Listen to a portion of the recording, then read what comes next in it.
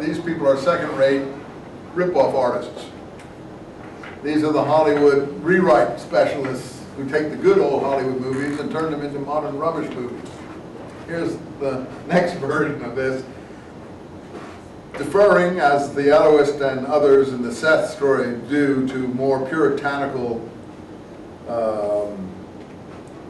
mindsets of the audience they're appealing to. Like this gentleman here, his Bible didn't want to say that we're sure that they cohabited. We had to say, I might have done something, not that I did do something. Because the translator there is worried about this whole issue. But it's clear from the first story that something transpired, just as it's clear that in the Canaan story, something transpired. He did something. He says, what I did. So something happened. Here, it's the might have done story. Okay, so look, you had a dream. God says you're to die because this woman you've taken, you know, she's a married woman. You're going to catch hell for this. And then the writer wants it clear what he's worried about, doesn't he? And Abimelech, though, had not yet gone near her.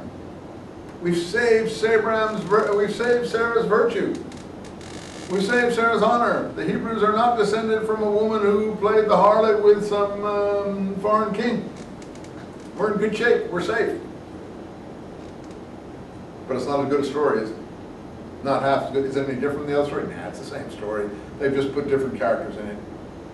And they made it go a slightly different way. My Lord, would you kill innocent people too? Did he not tell me himself she's my sister? Abimelech speaking to God now, not Abraham. And did not she herself say, he's my brother? I did this with a clean hand. My conscience is clear. Yes, I know, God said, in a dream. You didn't do, your conscience is clear. I prevented you from sinning against me. That's why I didn't let you touch her. This story is getting worse and worse. Pardon me for being crude. I just want to show you the difference in the writers here. I don't mean to be cruel about it. It's not a bad story. But compared to the other story, it's third rate, isn't it? The other story has got all the punch, and this is basically just justifying. Oh, it's not a bad original story, but this writer has ruined it. Anyway, it doesn't matter. The stories are basically the same.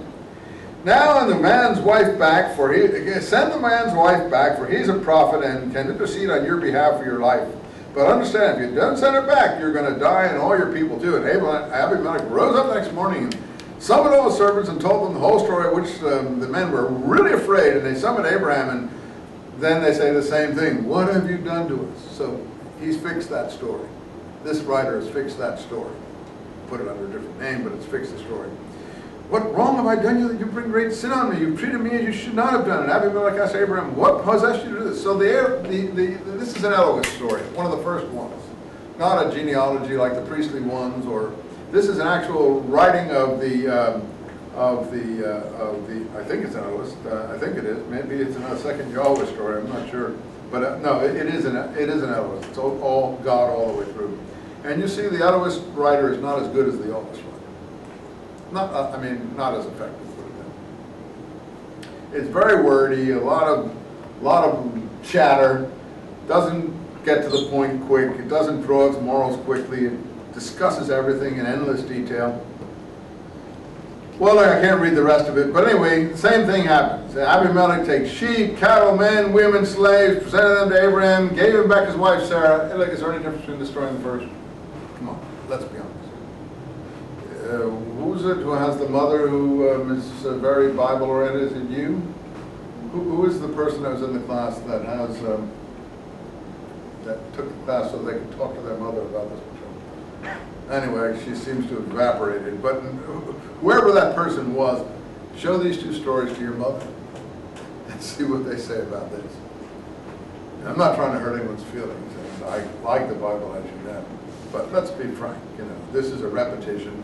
And a different fellow writing basically the same material, and his object is make sure nothing happened here between these two people.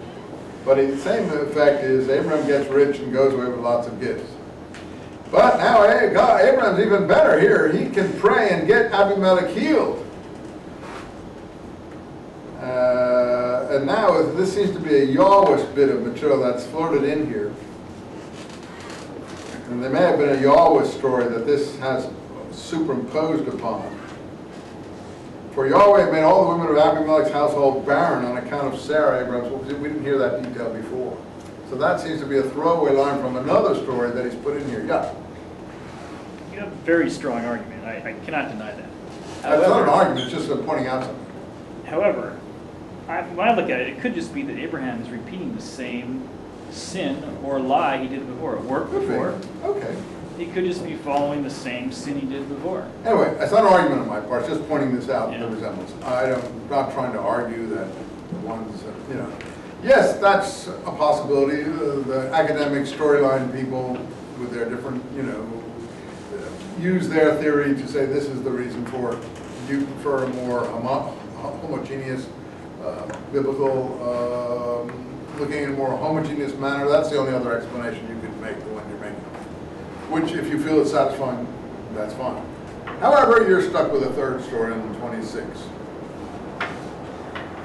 This one is unfortunately not Abraham this time. So 2 out of the 3 elements are there. The sister element, now it's Gerar, and it's Isaac.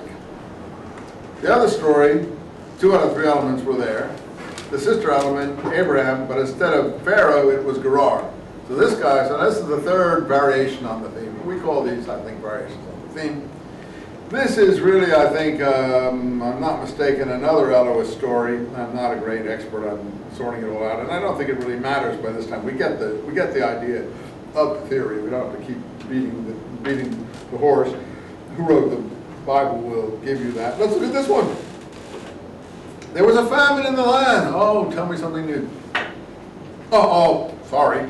Second one, after the famine which took place in the time of Abraham. Some editor has caught this guy with his hand in the cookie jar and has added that little bit there. Just so you realize it's not the same story. And Isaac went to Abimelech, the Philistine king at Gerar. This is a totally absurd story because the Philistines hadn't even come into the country yet. At least the other story about Gerar doesn't call him a Philistine. The Philistines didn't, we know for a fact, we know the peoples of the sea, we know when they came in around 1200 BC. We know when the wars with the Philistines began around 1100, 1000, and we know when they finished around, is that 800 or 900 or so.